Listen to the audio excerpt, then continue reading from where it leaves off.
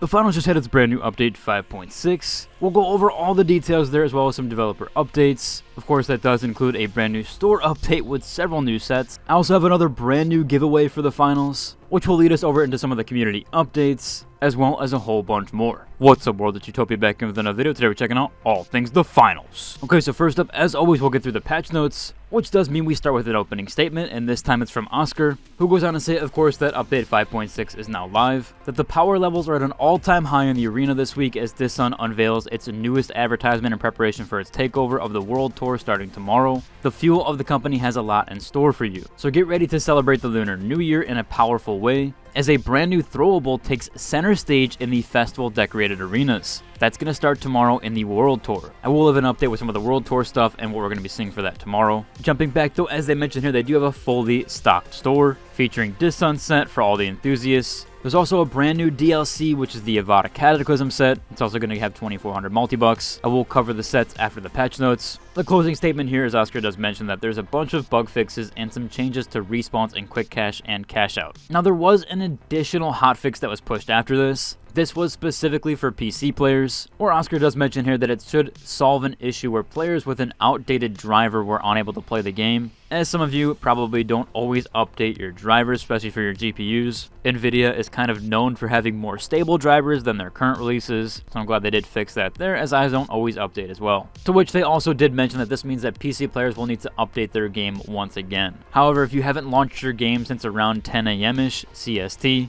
that's actually going to be included with the original update. So you should only need to update your game once. Jumping back to the patch notes side of things, where we do move on to some balance changes. Now, again, this is pertaining to Quick Cache and Cash Out, where for Quick Cache, they increased the max duration of respawn waves from 25 to 30 seconds. They had a dev note here saying that the respawn wave timer increment for players who do get eliminated just before the new wave spawn from 5 to 7 seconds. The changes were made to Quick Cache spawning to increase the pace of the mode. These changes should slow the pace down a little, but also keep a similar kind of playstyle, as people were complaining that the Quick Cache spawn was too quick, or at least those waves were happening too frequently. And then for both Quick Cache and Cash Out, they changed the spawn behavior to prevent teams from spawning very close to enemy players, where Cash Out also got one from respawning very far away or far too close to objective. So they did adjust that wave respawn there. They did showcase this to me in the dev Q&A session. It kind of gave me a back end of things and how those waves actually do work. They at least are in a circular pattern, so it does seem that they adjusted those AoE radiuses. Moving on, we did some content and bug fixes. There was a few fixes for animations with grenade types, as well as clothing will now move correctly when spinning your character in the menus. There was also a very small reduction to visual recoil on the Lewis and M60 red dot sights to keep the experience in line with other weapons, so it should be a little bit easier to control, at least visually. Remember, that is just a visual recoil, the recoil is still the same. They did add a club page for quick navigation icon in the top of the menu,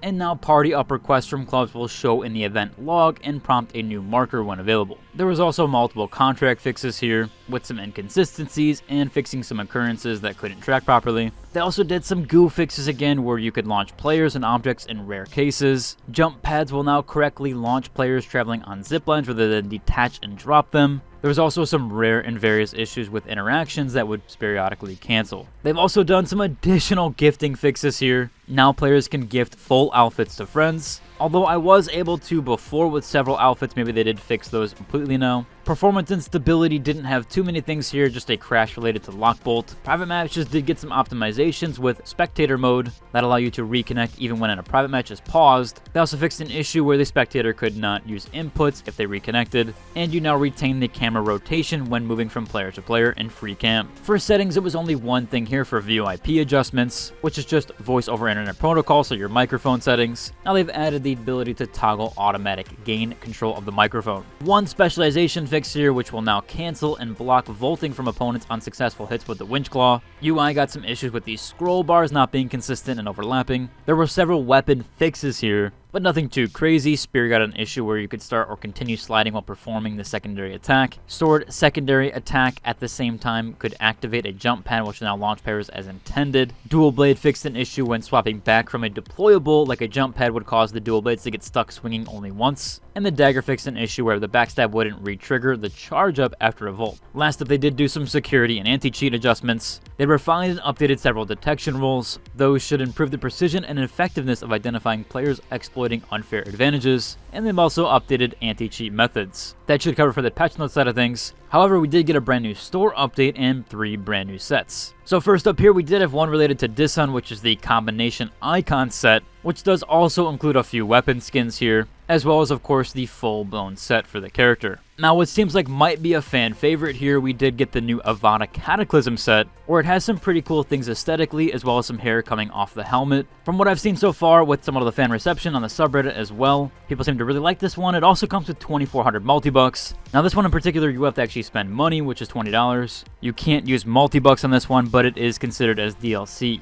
and you will receive those 2,400 multi-bucks. Speaking of multi-bucks, I do actually have a giveaway where I am giving away $10 worth of multi-bucks to 6 people. Now I'm going to hold that over on my Discord, so I'm going to split that in half there, where 3 requires the level 1 roll, and then 3 don't require any roll at all. So if you just want to lurk, anybody can enter into that 3 giveaway. Again, as always with my giveaways, they're very simple to enter. You just have to click a single button on the Discord, as that helps me for distribution methods and also just have a really good bot to do that. Again, links to my Discord are down below, and there's constantly people chatting. We also have polls of the day, so there are a ton of interactive stuff, and eventually I do want to work up to do some game night stuff as well. Now speaking of the brand new update, as well as the World Tour update for tomorrow, we did get a teaser for Disun sponsorship. People seem to really like this one, and it's actually making me regret a bit going via. I was kind of going back and forth there with myself if I should have went Disun or via. Yeah, this teaser is very nice. If you want to check the full link down, I'll leave a link to it down below. Which will also have this poster on the subreddit talking about maybe future upcoming vehicles, as this might have been hinted with the Disun sponsorship, although we don't know for sure. Again, probably wouldn't work on most of the maps. As someone mentioned here, it probably wouldn't be a very good implementation to ordinary gameplay, but we could potentially see it as a limited time event, maybe even a race event. That could be very cool. I hope Embark does lean onto the LTMs and just kind of the fun time modes. I feel like that does help and bring in more of the casual audience that they kind of need, so I hope they do lean into more LTMs like that. Speaking of the subreddit, we do have another post here where someone actually does get way above the skybox, or at least where the skybox is, and he points out here we are literally just ants on these maps. It is kind of crazy how much of the environment is done outside of the map,